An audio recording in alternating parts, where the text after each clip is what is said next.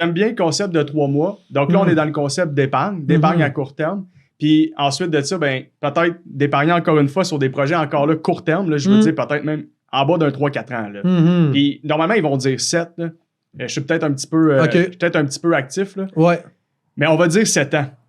Passé 7 ans, il faut oublier de dormir dessus cet argent-là. Il faut qu'on l'investisse. Faire de quoi? Ouais, il faut qu'il se passe de quoi avec ça, sinon ça meurt. Ça, je le comprends plus que jamais depuis que j'ai vraiment pris le temps de comprendre où c'est que l'argent est tout venu, là, toute cette réalité-là au grand complet. Puis c'était quoi le concept au début? Là, je peux être un peu off, là, fait que c'est vraiment ce que moi j'ai compris. Ouais. Mais juste là, depuis le début qu'ils ont inventé les plaquettes là, pour soit imprimer l'argent papier ou dans le temps, c'était des stamps spécifiques pour écraser de l'or ou de l'argent là, dans un format rond, comme des 1$, 2$ avec tout gravé dessus au grand complet. Puis cette impression-là, qu'est-ce qui le fer là, qui stampait l'or puis l'argent, ça valait cher. Fait que pas personne soit capable de reproduire cet argent-là.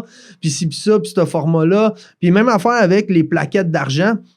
Parce que l'idée, de ce que j'ai compris, c'était de créer, d'imprimer, exemple, 2 millions de dollars américains, OK, avec ces plaquettes-là. Tu protèges ces plaquettes-là parce que si jamais il y a de l'argent qui passe au feu, qui se fait détruire par du goudron ou genre, tu sais, comme l'argent, elle marche plus, là, dans le sens, elle est plus identifiable, elle est détruite. Ben là, à ce moment-là, tu peux réutiliser les plaquettes pour réimprimer de l'argent, puis après ça, garder ton système, par exemple, à 2 millions de dollars. Fait que là, moi, c'est ça que j'avais compris qui était fait dans le temps. Puis le but, c'était d'avoir un système étanche, comme de l'eau, OK? Puis que le monde utilise cette monnaie-là pour acheter, échanger, puis utiliser des services. Puis c'est pas... ça n'a jamais été créé pour rester tout à une place. Ça a tout le temps été créé pour dépenser, circuler.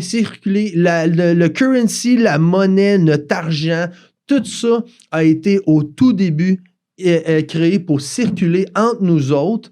Puis là, maintenant, on est en train de, d'après mon point de vue, on est en train de vivre une manipulation de ce système-là pour plus contrôler, diriger ou amener dans une direction. Puis, je pense que c'est important de comprendre aussi que le fait de garder le système à 2 millions de dollars, là, je pense que c'était ça dans le temps, mais c'est plus le cas.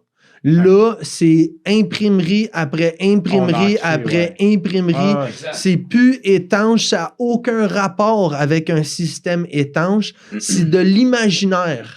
C'est la réalité, c'est que ton dollar, si tu l'épargnes pendant 7 ans, puis qu'exemple... Monsieur François, il a besoin d'imprimer de l'argent, là. Ben, ton 1$ va valoir moins cher. Fait c'est un peu dans le même principe que ça. Puis je pense que ça rentre dans... On pense toujours que, OK, c'est les coûts de la vie qui augmentent. Non, c'est parce qu'ils ont imprimé trop d'argent, donc la valeur de ta monnaie vaut moins cher.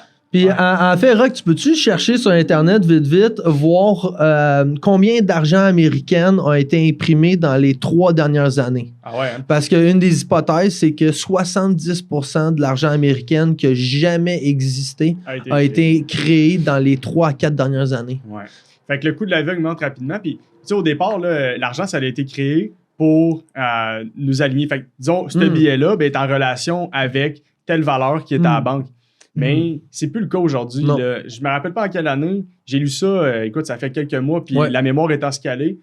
Mais voici ce que je me rappelle de l'histoire. Le Canada ne détient plus ou pratiquement plus d'or pour backer justement cette monnaie-là. Fait qu'en vrai, quand on dit je me sécurise en ayant de l'argent dans mon compte de banque à vitam aeternam, on sécurise sur quoi? Le lien de confiance. Oui, le lien de confiance. Puis là, mais là, s'il m'arrive de quoi, je vais aller chercher cet argent-là. Oui, mais en vrai, on peut être investi intelligemment, de façon diversifiée.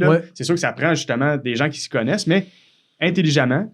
Puis on peut y avoir accès tout autant, mais en se mettant pas à risque d'en manquer. Puis la réalité, c'est que quelqu'un qui veut épargner toute sa vie, le seul risque qu'il prend, en fait, c'est d'en manquer. En bout de ligne, étant donné que cet argent-là ne prend pas en pouvoir d'achat, elle en perd nécessairement, comme Rock disait.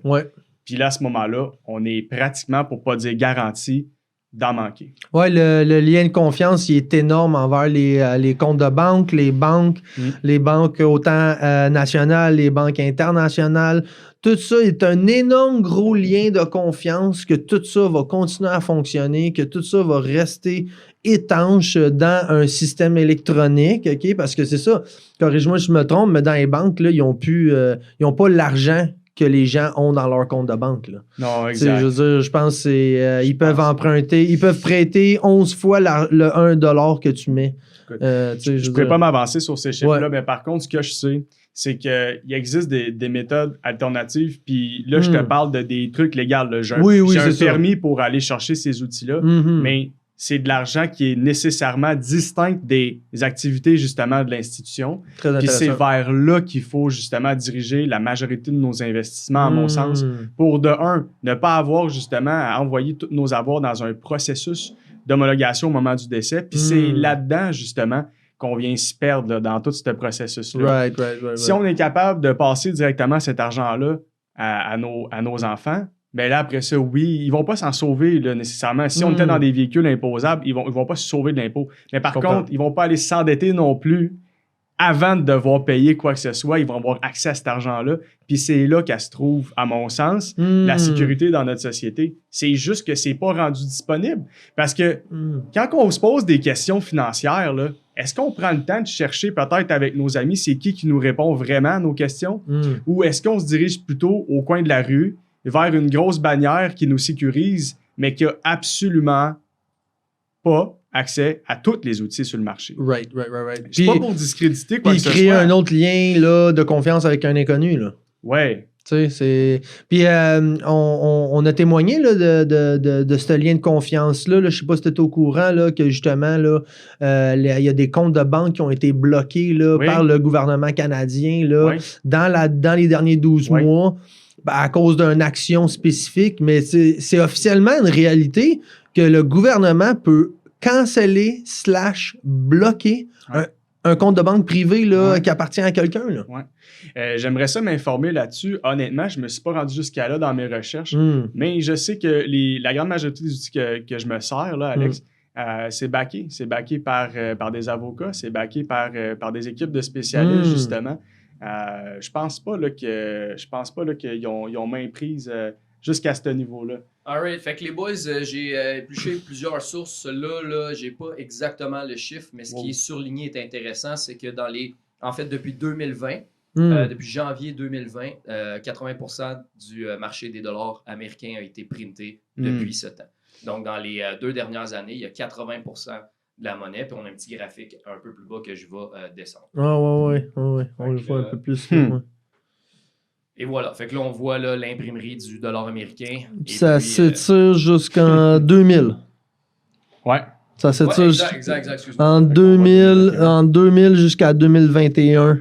Tout le temps le premier du mois. Ouais. Puis tu vois le boost là, à partir de 2020. 2019 même, là, ça commence.